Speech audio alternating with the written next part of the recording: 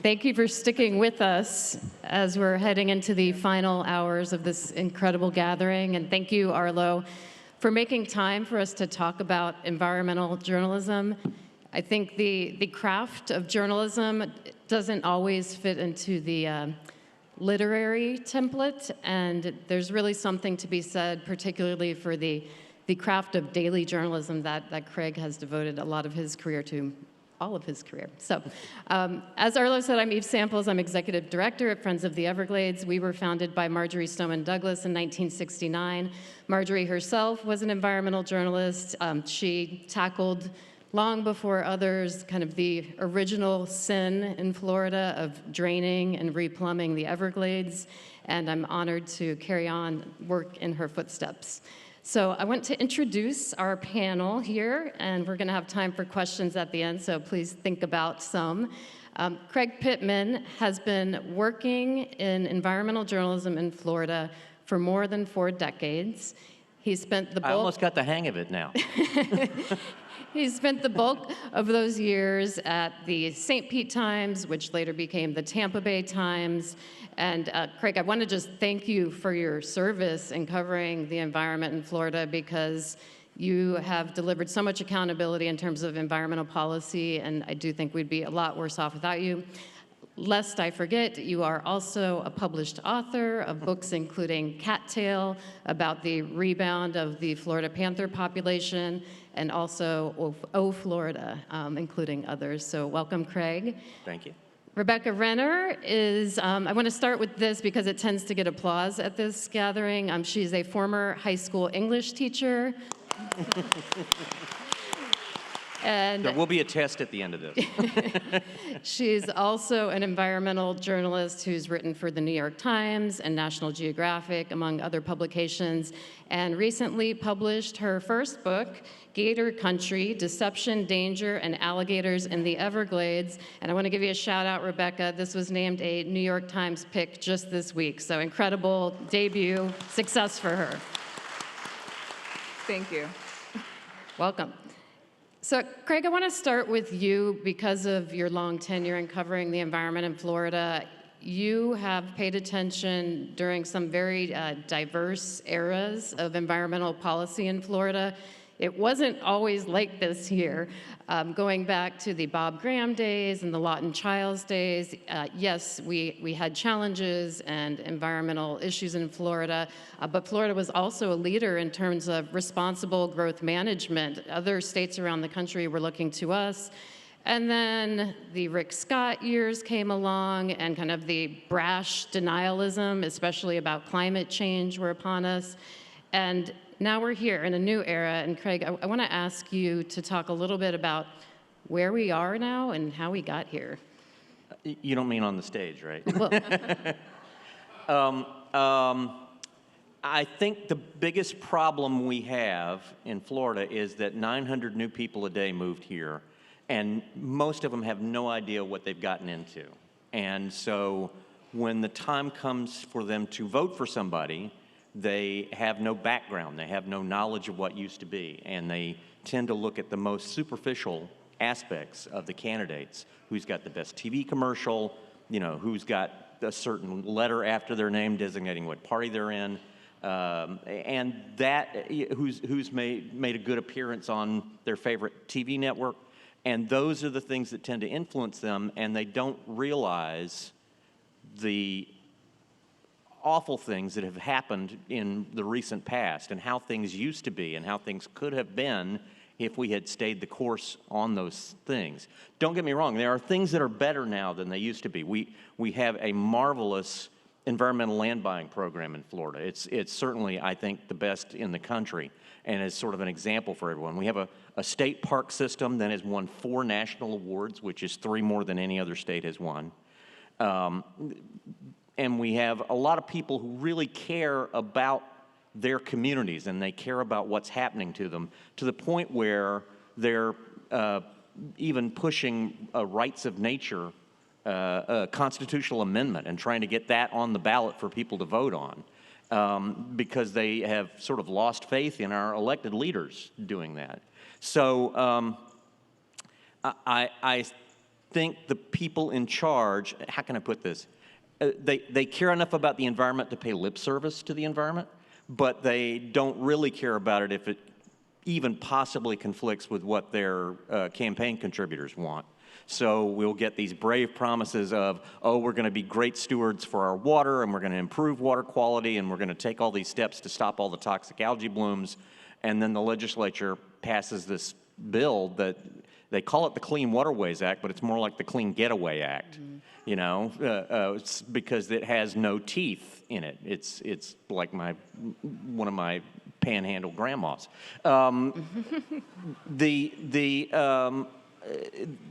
Because it would possibly offend someone who gives them money to run for office. And so I think that's the people who have figured out the important thing about Florida is its environment, that in Florida the environment is the economy, and if you screw up the environment, you screw up the economy. They're the ones out fighting for it. And more I'm seeing in little towns, places like Titusville, they're really pushing the idea of making water quality a human right, and their own city council is battling back against the citizens. They passed an ordinance to add that to the city charter, and the city council is refusing to do it. And they've gone to court 3 times to avoid doing what the citizens want, which is, it's just the most amazing thing. And so as more people discover that conflict, discover that maybe the people they've elected are not really looking out for their interests, I'm hopeful that they will start voting for other people, and that there will be candidates who say, I'm not like them, I'm like you, and I really care about the environment. Mm-hmm. I should have mentioned at the outset that you write a weekly column for the Florida Phoenix, which is really insightful. If you don't read Craig's column on the environment in Florida, you should. And by my count, you had about a half a dozen columns in recent months about the assault on the last developable land in Florida and the development industry's really aggressive attempts to undermine growth management protections at the state level, and unfortunately our state lawmakers are greasing the skids for them. So do you see that as the biggest, most urgent issue now, or is it something else? Well, I think water is always the most important issue in Florida. We've spent so many years just sort of expecting, oh, I'm going to turn on the faucet and water's going to come out and it'll be clean. And there'll be lots of it, and I think we're getting to the point now where that's not going to be true anymore. Mm-hmm. We have the most polluted lakes in the nation. We have these constant problems with fecal coliform, as they very politely call poop, closing our beaches. We have toxic algae blooms that feed off of the nutrient pollution that's gone into our waterways that then close the beaches and drive the tourists away. And our elected leaders are like, la, la, la, la, I can't hear you. Everything's fine, remain calm. And on top of all that, you know, we draw most of our water from our aquifer, and we assume that it's going to stay the way it is. But if you look at our springs, which are sort of a window into the aquifer, they're having problems with pollution as well, and we continue sucking more and more water out, and so the amount in the aquifer continues to dwindle. The other aspect of sea level rise that I don't think people think about or talk about is that, you know, we're sort of floating on a bubble here. The sea level can infiltrate the aquifer as well, and once your water supply goes salty, you're in a world of hurt. So I think that's continuing to be the biggest issue, and growth management is sort of an ancillary part of that. Mm-hmm. The landscape is changing so dramatically in Florida, and it's come out throughout this gathering. And Rebecca, I want to ask you about one of your most recent articles you published. It was in National Geographic about the expanding territory of the American crocodile. So the Keys used to be the only place in the world where alligators and crocodiles commingled, but that's changed. And when I first saw the headline, I assumed it was a negative impact of climate, but actually you found something else. Tell us about it. Well, I first started hearing about the crocodiles expanding, which is actually perhaps not what exactly happening, but I first started hearing about it from open water swimming groups that I was a part of, and people were saying, oh, watch out, I saw this crocodile. And so And this was in the Titusville area. And so my first response to this was, oh God, a crocodile, which I think is the natural response for most people. But it turns out, as I was doing this research, that these crocodiles, the American crocodile, is not the crocodile that Steve Irwin was wrestling. They're not these huge, gigantic lizards. They're only medium-sized lizards. And they are actually quite shy. And as I reeled back and realized, oh yeah, I've dealt with crocodiles before. I've run into them in the Everglades while I've been doing research, and I think every time I was very excited to see a crocodile, and it casually swam away from me, so I could not see it very long. They're shy. So these are a different kind of crocodile. They are about the size of the American alligator, so they're not as frightening as we might imagine. I'm not scared of them, but I'm saying that some people might be. But so as I was researching this, I came to understand that it's a very good thing because their territory used to be that high in the state of Florida. They used to cover land up to Cape Canaveral, Canaveral National Seashore, and on the same side, on the Gulf side, or on the different side on the Gulf side. And so they're returning to their ancestral land. That means that something is working, and that's not. Is anything ever working in Florida? I think this is This is shocking. Yeah, this is. It's great that I even sold the story because usually it's bad news that sells.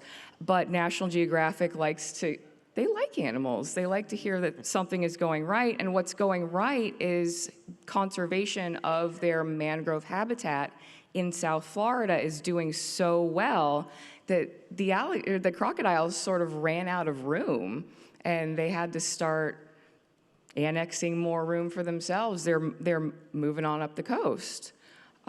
And there are some negatives to it.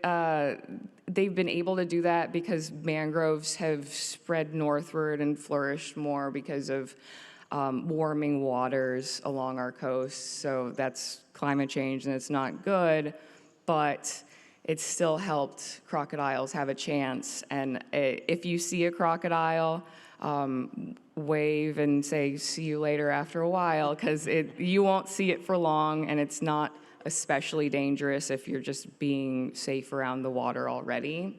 And consider yourself very blessed to see it because they're endangered everywhere else in the world except for Florida, where they are threatened, and it's still a very special site. There were once fewer than 200 here. It's so great to have a success story. I'm sure many of you in the audience read about the unusual mortality event for manatees we've experienced in recent years in Florida. And this is so emblematic of environmental journalism, or the beat in Florida, to me. Instead of addressing the root cause of the manatee die-off, which was a massive loss of seagrass that manatees feed on, they were starving to death, the state of Florida spent millions of dollars to feed manatees romaine lettuce in the northern Indian River Lagoon. And so often we're treating the symptoms here in Florida and not the root cause. Okay, so let's talk about your book, Rebecca. I was listening to Gilbert King with interest, as I know many of you were, and he described kind of the thrill he gets from the investigation. And I got the sense, reading your book, that you get that same thrill. Tell us about how you tracked down the undercover wildlife officer who's at the heart of this book. So I really do get that thrill, and it was so exciting for me to listen to Gilbert King, who's one of my heroes, talk about that. And I was writing notes for the new book that I'm working on to send FOIA requests and all those things like that. But when I was working on Gator Country, I experienced some of the same setbacks and then thrills, and it's a roller coaster because you never know what you're going to find, and you're always hopeful, and you end up requesting a bunch of documents. I was working on FWC, the Florida Fish and Wildlife Conservation Commission, and they're not the most obstructive bunch, but they're not always the most helpful.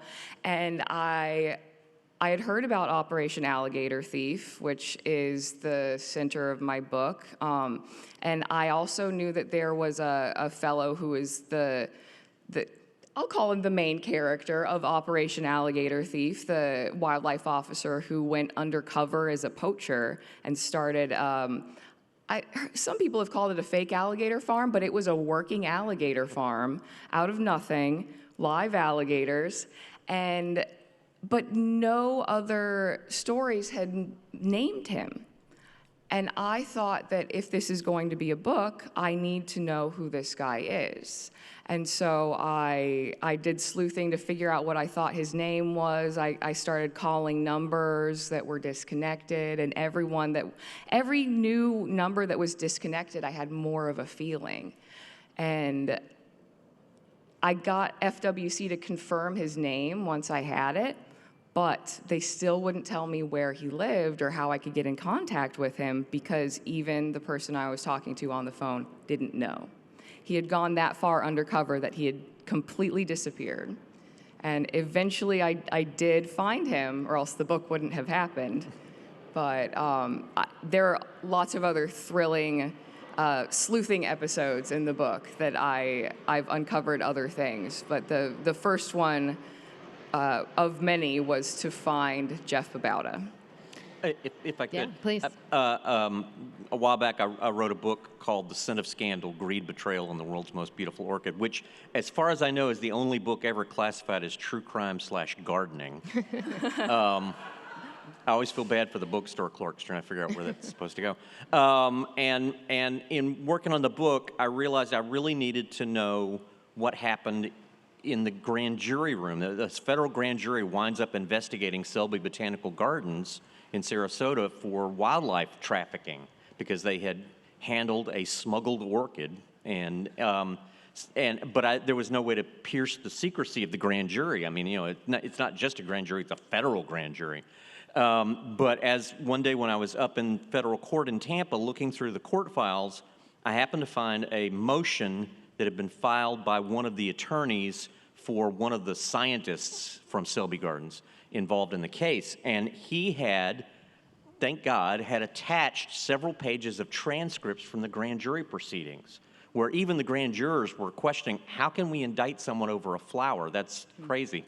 And it was just so perfect for what I needed in the book that, I managed to remain calm while they were making my copies, and said thank you very politely. But as soon as I got in the elevator and the elevator doors closed, I was like, yeah, baby, doing a little jig, and then belatedly realized this is a federal courthouse. There's probably a camera in here.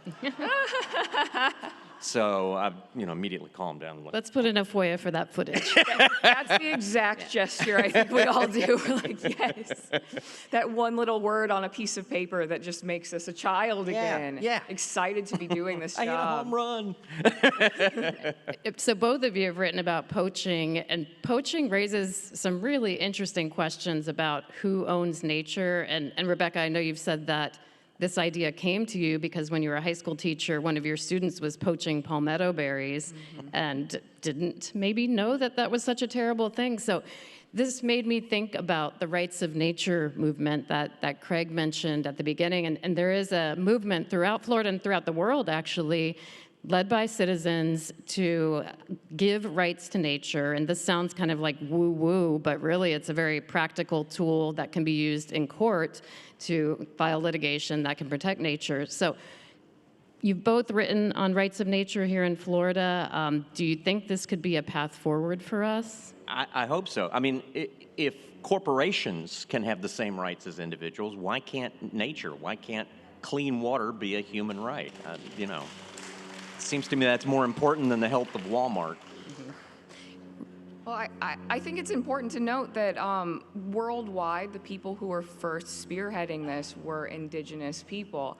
And they're not giving rights to nature. They're acknowledging and encoding into the settler law or whoever is in charge of the law, the rights that nature already has in their traditions. And I think that is really important and a really good way to be able to see nature ourselves. Being able to see nature in perhaps a new way to us, that we're not giving it rights, we're acknowledging the rights it already has, and we're giving ourselves tools to be able to fight for it. Like I voted on the charter amendment in Orange County because that's where I live, and now I could, if I wanted to, sue on behalf of a river to make sure that it had the right to continue to flow and provide us all with water and be clean and continue to be a river, even though at least one has dried up and stopped flowing, and we have to be able to stop that. Yeah, without that kind of charter amendment or statewide amendment, groups like Friends of the Everglades have to find standing, and everyday citizens have to find standing in court, which can be a real challenge. I have to add a sad asterisk to what happened in Orlando, though. 9 out of 10 voters in Orlando passed this rights of nature charter amendment back in 2020, right? And then the state legislature, as part of the Clean Waterways Act in 2021, inserted a provision undermining local governments from passing these kinds of amendments. So now some of you may have heard about a statewide movement afoot, the Florida Right to Clean and Healthy Water Amendment. Unfortunately, not enough signatures were gathered to get that on the 2024 ballot, but the organizers are hoping to come back in 2026. So an uphill battle, but once it gets on the ballot, people will vote, including in the land of Disney World. Yeah. Okay, so I want to go back to the first night of the conference and something Jeff Vandermeer said that jumped out at me. Jeff said in his keynote, to publish is to expect to have some kind of effect. And I don't know if that's more true anywhere than it is in journalism. And Craig, you've worked the beat for decades, environmental journalism in Florida. I was hoping you can share an example of somewhere where your reporting had impact. I can share two real quick. I think Diane Roberts first mentioned this. There was an effort by a group called the Council of 100, which was this very pro-business group that had come up with this plan for basically thirsty South Florida builders who they had run out of water sources in their part of the state, that they could get water from water-rich North Florida, and that the state would build pipelines, and there'd be this water authority that would direct who would get water, and the whole thing reeked of blatant corruption. And these folks had the clout to make it happen. And Julie Hauserman and I got a tip about this and started working on it, and we ran a story that said, the North has it and the South wants it. And people in North Florida went ballistic, and they were talking about getting out pitchforks and torches to stop those evil South Florida people from coming to take their water out of the Swanee River. And Jeb Bush, who was then the governor and had initially been sort of supportive of this idea, turned against it and said, no, we're not doing this, we're never doing this. And it's propped up a couple of times since then, but both times it's met the exact same response. The other one, and this is in a way I treasure this more, a guy named Matt Waite and I, we did this big series of stories about Florida's wetlands and how Florida had more wetlands than any other state than Alaska, but we were also destroying more wetlands than any other state, period. And that was due to the Corps of Engineers accepting pretty much everything that was handed to them and saying, yes, you can destroy that wetland. And one of the best sort of witnesses we had about this was the head of the Corps of Engineers office in Jacksonville, who had been there for years and thought they were doing nothing wrong. But he said, look, if people don't want us to give these permits out, don't wait until that's the last thing standing in the way. You have to stop it, but when they come for the zoning request, you have to stop it at the county commission level. You have to stop it, all the way down the line, because by the time it gets to us, we're looking back at this unbroken string of green lights, and why should we be the one red light? Shortly after our stories were published, Walmart came to the Pinellas County Zoning Board and wanted to change the zoning on a piece of property that was virtually entirely covered with mangroves so that they could build a new Walmart there. And people showed up in force, and they were waving copies of the story, and they were saying, we have to stop this here. And they did. They convinced the zoning board not to change the zoning on that property. And it's one thing to reach a governor with what you cover, but to me, it's more important to reach the citizens who then take action to control their own destiny. That's right. We've seen that happen in Key West here. Shout out to Arlo for your work with Cleaner, Safer Ships. Even though there's still a big ship out there, or will be probably at some point today if it's not there now, there's one instead of three, and that's a defensive win, and I hope you get to the point where there are zero. That's what the locals want. And I think some of the reporting on this topic really helped the cause. So environmental journalism at work again. Would you want to add anything to that one, Rebecca? Yeah, well, I haven't been doing this even a fraction of the time that Craig has. I'm old. Well, part of his impact has been to influence and inspire people like me, and so my impact is his impact in a way. But I think what I'm doing, because I'm writing mostly narrative journalism and not the day-to-day gumshoe influencing the public kind of journalism, I think it has a different kind of influence. Narrative, to me, has this power to inspire empathy. It allows us to walk in other people's shoes. So doing narrative nature journalism, for me, means that I can not only help someone see the perspective of people living in those places, but also get them to rethink what they imagine or how they perceive whatever animal I'm writing about too. And I've had several people already tell me, even though my book only came out 2 months ago today, that I had changed the way they looked at the Everglades, or I had changed the way they looked at Florida or of alligators. And that means a lot to me, because I think that often the most beautiful landscapes in our state, or even beyond here, are misunderstood and maligned, and I would like to get people to look past their misconceptions to really experience the beauty of our natural world, wherever that is. So, have I seen all of the impact I might have? I hope not. I hope there's more to come, but I'm already starting to get a taste of it. Congrats on that. Okay, so everybody protect your life, liberty, and property, because the state legislature kicked off its annual session last week. And Craig, I want to ask you what you're watching and what all of us should be aware of in terms of environmental issues this year. Well, they're once again trying to make it harder and harder for citizens to try and defend their own property and defend their community from rapacious developers coming in and ruining things and then making their profit and running away. This is sort of a continuing thing.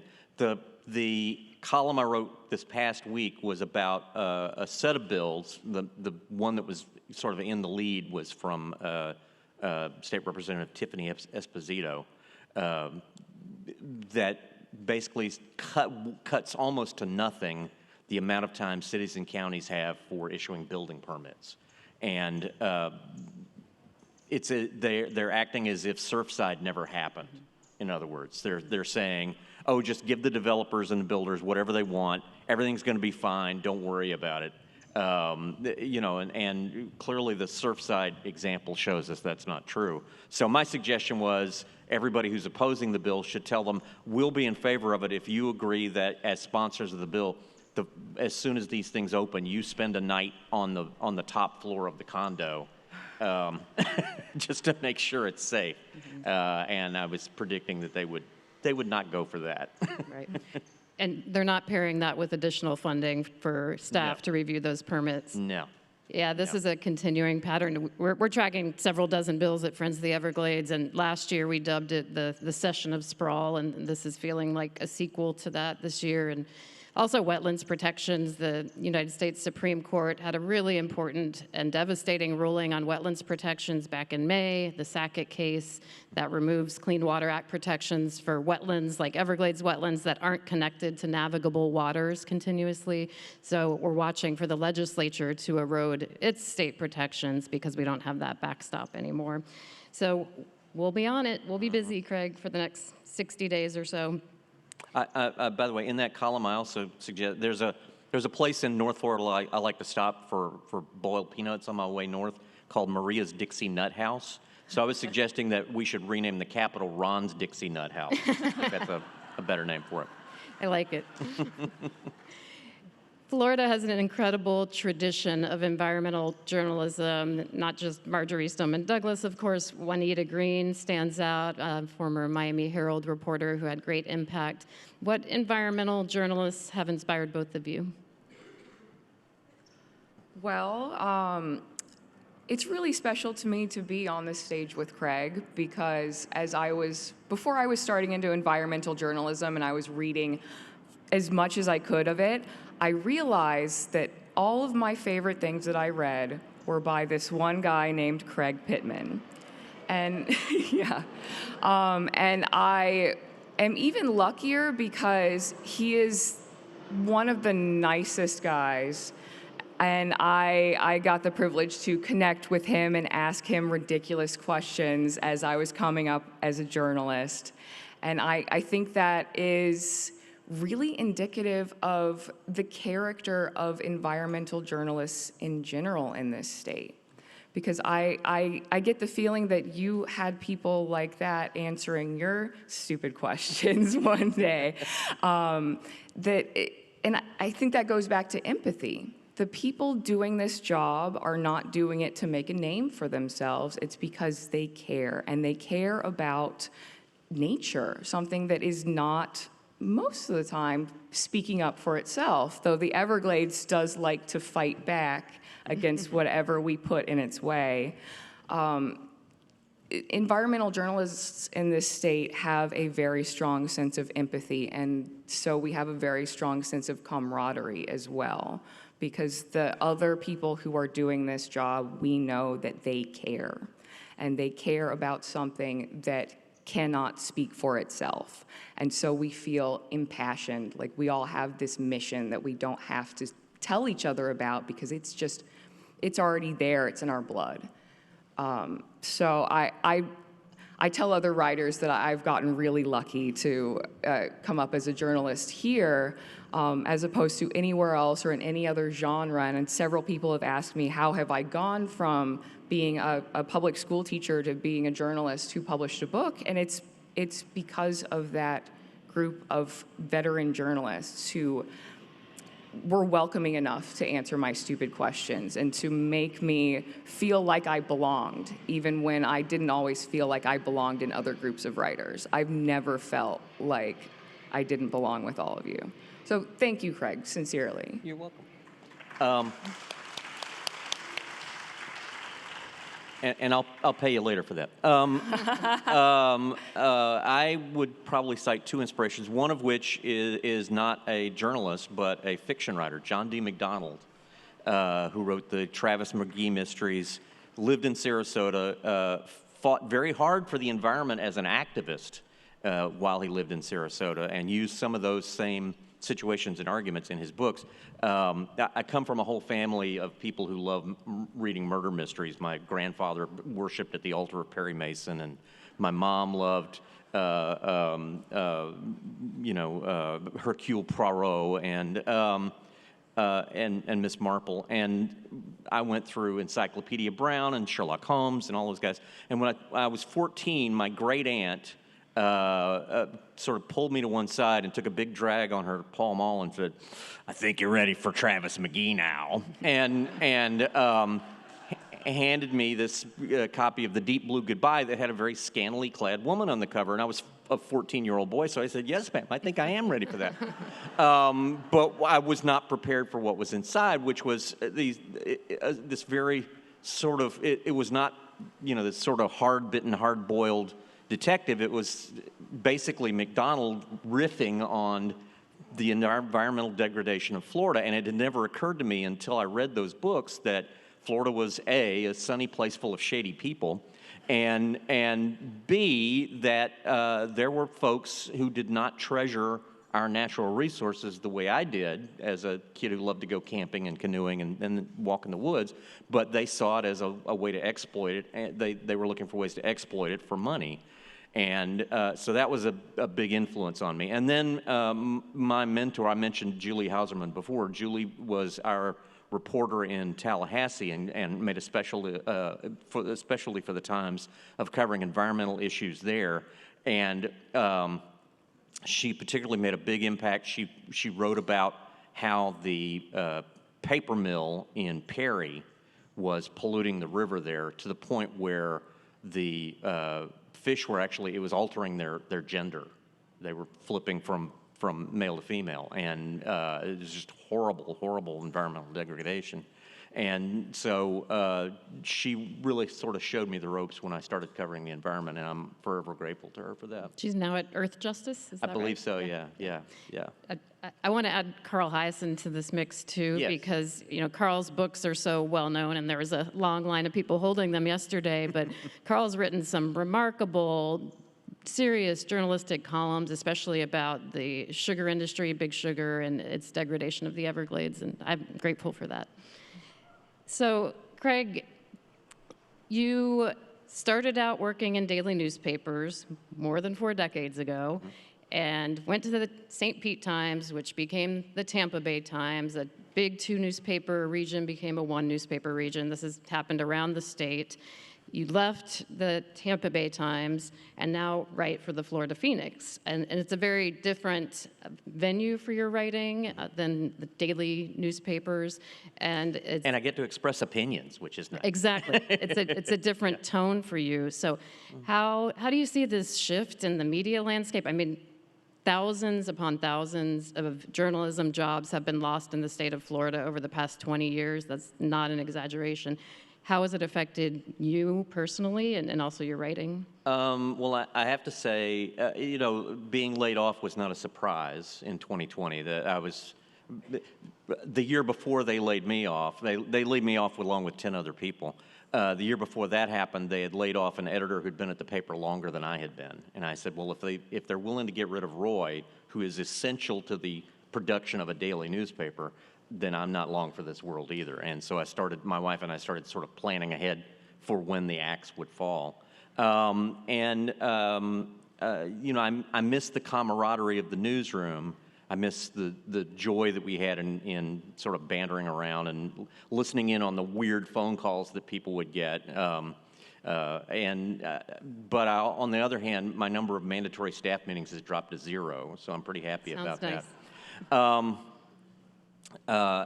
The overall shift, how can I express this? I weep for the loss of journalistic experience that we've gone through. I weep for the fact that so many journalists have now had to turn to other positions and that do not involve asking politicians rude questions, and instead are involved in producing PR, and that so many newspapers these days, because they've had to cut their staffs back so much, that's what they're running is basically, oh, we got a PR release, let's slap that in the paper and run it unexpurgated.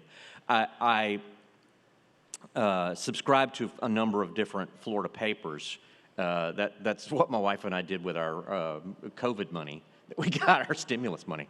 And I get these news alerts from various newspapers all around the state, and oftentimes, news alert, here's the latest restaurant inspections. Mm-hmm. It's like, is that really news? Is that really worth a news alert? I mean, I expect a news alert to be about news, but that's sort of where we are, is they feel they need to send out a news alert, and that's the best they can do, is what happened, who had roaches in the kitchen. And so I worry about that. I'm happy to say there are still quite a few journalists who are practicing journalism, and I especially want to mention Bruce Ritchie. Mm-hmm. Bruce was the longtime environmental reporter at the Tallahassee Democrat. He went out on a story, and while he was gone, they laid him off. And so he came back, discovered he had no job, went home, created a website, started a blog, and blogged about what he'd been out reporting. So he still got the story out, which to me is just the most admirable thing you can do.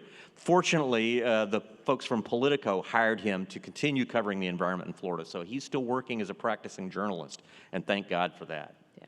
yeah, the arrival of private equity firms and daily journalism did not help the cause at all, and that was definitely the case with Gannett. And it's good that there are public online publications like the Florida Phoenix that step in to try and fill that role. It's part of a nonprofit newsroom organization called States Newsroom, and their grant-funded goal is to try and replace in all the state capitals the loss of reporters covering state government, which is, to me, a terrific mission. Because that's where an awful lot of stuff is going on, and right now, not nearly as many reporters are paying attention to that. But that's sort of where the rubber meets the road for all the changes that are going on in our governments, is in the state legislators. Mm-hmm. We'll take some questions, and I want to add, before we get to that, 2 other sites that are doing great work, independent nonprofits, Florida Bulldog and Yes. the Florida Trident, right? That's the Yes. Center for Accountability. Florida Trident, which is the one that broke the story about Christian and Bridget Ziegler and their Yes, they did. interesting private lives. Speaking of Liberty Moms. Yeah. Carl's comment on that, by the way, was Moms for Liberty. Who knew that's what they meant? Okay, we have some time for questions. Yes. We have a question right here. Thank you, all of you, for the work that you do. And I just want to add that before Carl was a columnist, he was a hell of an investigative reporter, and he did a series in 1982 called The Last Stand, and is the reason that North Key Largo, where you turn off on State Road 905, does not look like Miami Beach, because there were all kinds of proposals, one of which Port Bougainville became a state park. And the Monroe County Commission was just fine with all that, even though we were already an area of critical state concern. And that series, printed in the Miami Herald, got the governor to come in and say, hey, you're an area of critical state concern. Don't build all that. So, but thinking about that series, which made a huge impact on the Keys, and as you were talking about your series, about local communities having to, look at development from the get-go. And those are not happening at newspapers. And I'm a huge supporter of the sites you just mentioned, but I don't think they have the same kind of impact as those local papers did for communities. So do you think the answer is, nonprofits like Friends of the Everglades and groups we have down here, or, is there a path you see to making sure that the word gets out about this kind of stuff? Oh, gosh. You want to take that one while I sit here and attempt to look wise? So I came into the media landscape at a weird time when sort of the house was already on fire, and I'm sort of like, oh, it's nice and cozy and warm in here. This is fine. The dog meme, I'm just sort of used to it, but at the same time, every time, when you were laid off, I was furious. I was so mad because you were doing such good work, and you've continued to do such good work, but God. I can't say the things that I thought then, not into this microphone, but as much as I love nonprofits, I think that there needs to be news needs to be independent from what you're doing, because sometimes nonprofits do things that need to be criticized. And the news needs to be independent of the people that are making news. Mm-hmm. So what's the solution? More different nonprofits? I don't know. It is a really interesting line for me to walk, because I worked in daily newspapers for 20 years and now executive director at Friends of the Everglades. We have a journalistic tradition, but we are not journalists. You're right, Rebecca. We have priorities. We have a legislative agenda. I really believe in that agenda, but we're not going to seek out the polluting industries side of the story for the sake of balance. But now that we have publishing tools at our disposal, we're doing live streams on bills during session, we're putting out reports throughout the legislative session and on other topics too. So we are kind of functioning as a news organization. I don't think that's the ultimate solution, though. I don't know what it is. So Craig, you answer that. Well, I think we should put Nancy in charge of everything. That's my thought. I would like to see, I would like to see a return to engagement with local journalism by somebody. One of the big problems I think we have in Florida is that a majority of our TV stations now are owned by the Sinclair Company, which is this very, very right-wing group that exercises a certain amount of control in draining any sort of objective content out of a lot of the news that's covered. My mom watches the TV station, the TV news in Pensacola all the time, and it drives me nuts. You'll never hear a negative word about certain politicians. You'll never hear if they're messing up. And there used to be this strong tradition, even in TV, of investigative reporting. I did a column recently about how Jacksonville suffered under this tremendous load of air pollution that the people in power said, oh, it just smells like money to me. And until the local TV station did a big investigative story on it and interviewed scientists and medical experts and talked to people who were being made sick by the pollution. And then at that point, everyone finally voted in a mayor who took charge of the situation and pushed through changes that made the air cleaner in Jacksonville. And you would never find, I don't think you'll ever find another TV station in Florida that would do that kind of work now. There's just not, investigative reporting for TV is, oh, we're going to do our consumer report. That's their investigative reporting. And I think TV and social media are the way people get most of their news these days, not through newspapers, not through online stories. And I'm very sorry to see that, but I'd love to see that change, and I don't know what it would take to change it. And Craig's work and the Florida Phoenix are still having tangible impact. My mind goes to the bill last year that would have preempted local communities from all water-related regulations. And so that was on our bad bill list at Friends of the Everglades and other organizations too. And we got it out quickly. And then Craig wrote a very powerful column that exposed the motives of one of those lawmakers who basically destroyed a bald eagle's nest. And that was, he's trying to make good on that, I guess. But the bill died. So there are wins. I have to say, too, that my conversation with that lawmaker is one of the funniest things I've ever had happen to me as a reporter, because he kept talking about, well, we want to get rid of duplicitous regulations. I said, do you mean the regulations are a lie? No, I mean there's more of them than there ought to be. And I said, do you mean duplicative regulations? I felt like giving him the famous line from The Princess Bride, I do not think that word means what you think it means. But I didn't think he'd get it either. And you put it in the column. Oh, I took great pleasure in putting that in the column. Okay, I think we had another question out there. We do right here. I live on Amelia Island, and I just wanted everyone to know that your fresh water that you think is in North Florida is in grave danger. An Alabama company named Twin Pines is lobbying the state of Georgia to do titanium mining near the Okefenokee Swamp. And it's the water in the Okefenokee Swamp will be contaminated. It feeds the St. Mary's River, which feeds the Amelia River and the Swanee River. And so we have 3 states involved in what could potentially pollute the water in North Florida. Is there anything as writers and journalists and friends of the Everglades do to help the people of North Florida understand the dire consequences of this mining effort? Who has written about it so far? No one? No one at all? All right. Not in Florida? Come see me afterwards and give me your contact info. I'd like to write about that.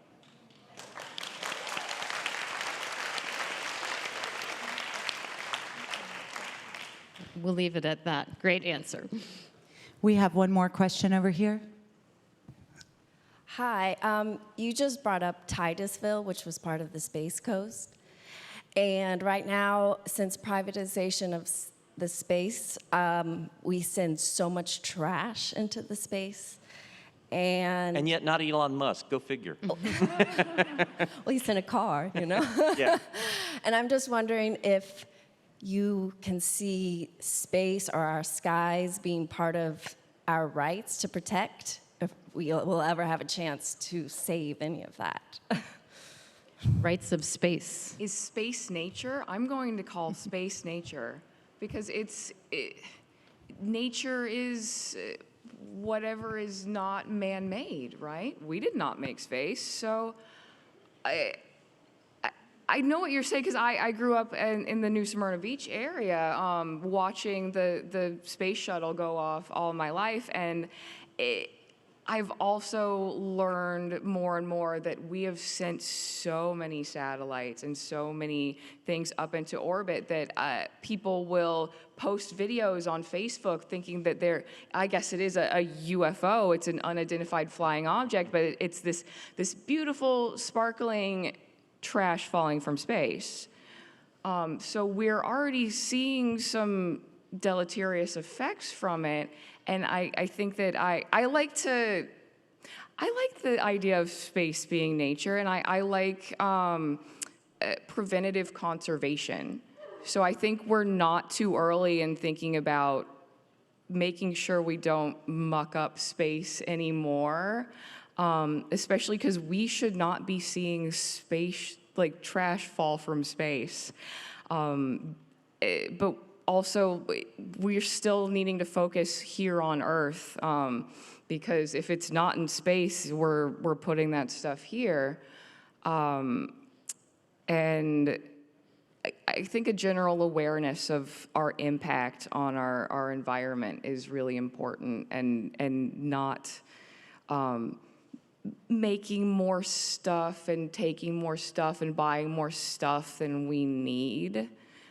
Is going to be vital as we move forward as a species, that we need to just be cognizant of our actions and the impact of those. I really want to know Dave Barry's platform on space trash.